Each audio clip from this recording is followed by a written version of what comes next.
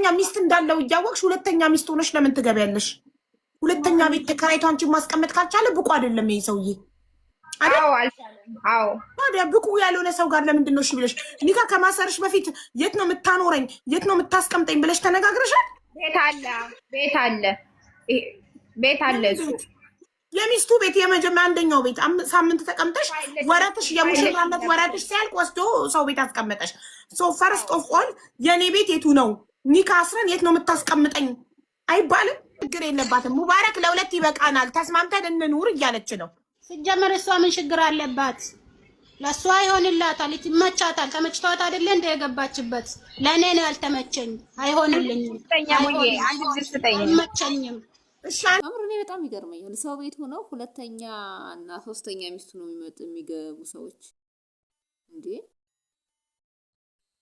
ያ ሰውዬ ወይ ሀብታም ሆኖ ራሱን ችሎ የሚያስተዳድርሽ ቢሆን ችግር የለም። እሺ ሁለተኛ ብትገቢ ሶስተኛ ብትገቢ ግን ከግርድና የማያወጣሽ ሰውዬ ዘንድ ሁለተኛ የምትገቢበት ምክንያት ምንድን ነው?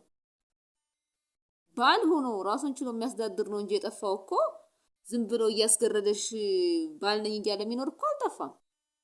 በግልሽ ራሱ ሁለተኛ ሶስተኛ መሆን ሳይጠበቅብሽ ራሱን ችሎ ለብቻሽ ለግልሽ አንድ ወንድ እኮ ማግባት ትችላለሽ። የጠፋው እኮ ወንድ የሚገባ ወንድ ነው እንጂ እንደ ሴት ተኝቶ እየዋለ አንቺን እያስገረደ እየተቀለበ የሚኖር ወንድ እኮ ሞልቷል። ስለዚህ ራስሽን ችለሽ በግልሽ አግብተሽ መቀለብ እየቻልሽ ሚስት ልጅ ያለው ቤት ገብተሽ የምትቀልቢው ምን ሆነሽ ነው?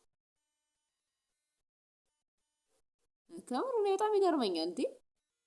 ጭራሽ አሁን በሀቢባ ሚዲያ ላይ እኮ በጣም እየበዙ ነው። ሁለተኛ ነኝ ሶስተኛ ሚስት ምናምን እያሉ የሚመጡ ሰዎች እየበዙ ነው። እና ምንድን ነው ወይ ከሰው ቤት አላወጣሽ?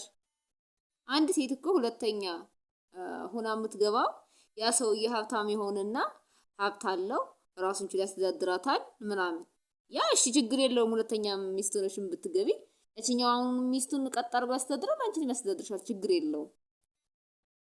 ነገር ግን ያቺኛዋን ሚስቱን ግርድና አስገብቶ እየኖረ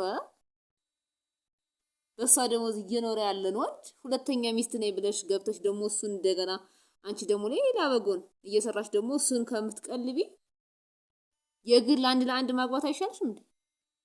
ተገብቶ የሚቀለም ወንድ እኮ ሞልቷል እኮ። ለመቀለም መቀለም ለግርድና እኮ ሁለተኛ መሆን ሳይጠበቅብሽ አንድ ለአንድ አግብተሽም እኮ ሞልቷል እኮ። ያ እኮ አልጠፋም። ራሱን ችሎ ወንድ ሆኖ የሚያስተዳድር ወንድ ነው እንጂ የጠፋው አንቺ እየተገረድሽ የምትቀልቢው ወንድ እኮ ሞልቷል። ለዚህ ለምን ሁለተኛ ትሆናላችሁ? አሁን እዚህ ዱባይ ሳውዲ አረቢያ ምናምን የሚያገቡ ሰዎች ሁለተኛ ሆነው የሚገቡ ሴቶች በሚያሳዝን ሁኔታ የሚቀልቡት የሚያስተዳድሩት እነሱ ናቸው። ለዚህ አንድ ለአንድ ይዛችሁ ብትቀልቡ አይሻልም? ሚስትና ባል ያለው ወንድ ይዛችሁ ከምትቀልቢ። ከምር ሴቱ ምን ሆኗል? ይሄን ያህል በቃ ያለ ወንድ መተንፈስ አንችልም ነው እንደምትሉት እናንተ ምን ሆናችሁ ነው?